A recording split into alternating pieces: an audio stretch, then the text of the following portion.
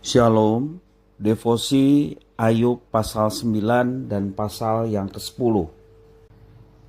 Di tengah beratnya realitas kehidupan dan pahitnya pengalaman hidup, tidak sedikit orang Kristen yang menganggap Tuhan itu tidak adil, mengasihani diri sendiri, dan tidak jarang akhirnya meninggalkan Tuhan.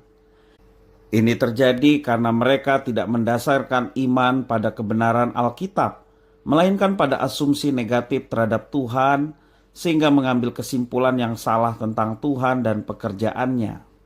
Asumsi yang salah tentang Tuhan Allah menyebabkan Ayub salah menilai Allah.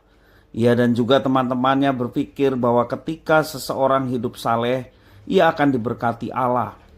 Dalam ayat 20-22 dikatakan, "Sekalipun aku benar, mulutku sendiri akan menyatakan aku tidak benar.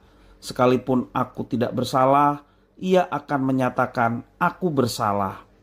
Aku tidak bersalah, aku tidak pedulikan diriku, aku tidak hiraukan hidupku. Semuanya itu sama saja. Itulah sebabnya aku berkata, yang tidak bersalah dan yang bersalah, kedua-duanya dibinasakan." Itu penyataan Ayub. Jika ia berdebat dengan Allah, ia tidak mungkin membantah Allah yang Maha Kuasa. Jika ia berusaha menggugat Allah, ia pasti akan tetap dipersalahkan. Semua asumsi yang salah tentang Allah dan tuduhan dari teman-temannya akhirnya membuat Ayub makin terpuruk dalam keputusasaan.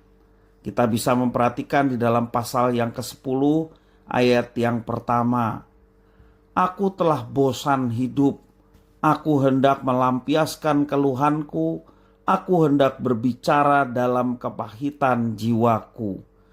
Itu sebuah perkataan yang menunjukkan keputusasaan dari seorang Ayub, sehingga ia lebih berharap mati daripada hidup. Juga diulang di dalam ayat yang ke-18 sampai 22 dari pasal 10.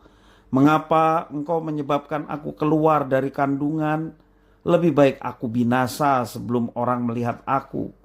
Maka aku seolah-olah tidak pernah ada. Dari kandungan ibu aku langsung dibawa ke kubur.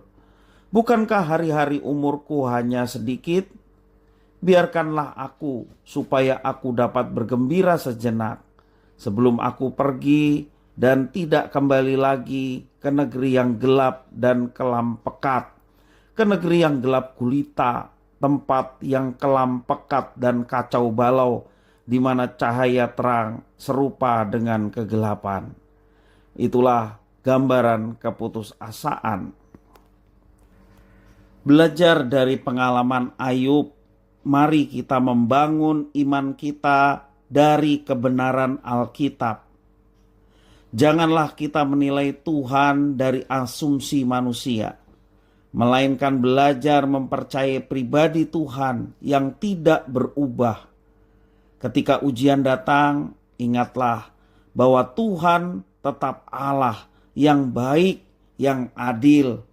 Ia dapat menjadikan ujian itu sebagai alat untuk memurnikan iman kita atau membawa kita kepada hal yang lebih baik. Oleh karena itu, ketika pencobaan datang, mari kita bukan bertanya, "Mengapa hal ini terjadi pada saya?" Melainkan kita bertanya, "Bagaimana saya bisa bertumbuh melalui ini dan makin mengenal kehendak Tuhan?" Lalu, mari kita berdoa secara terbuka dan rendah hati kepada Tuhan, agar kita tetap setia dan percaya penuh kepadanya, dengan satu keyakinan, bahwa Allah bekerja dalam segala sesuatu untuk mendatangkan kebaikan bagi mereka yang mengasihi dan hidup dalam rencananya. Tuhan Yesus memberkati.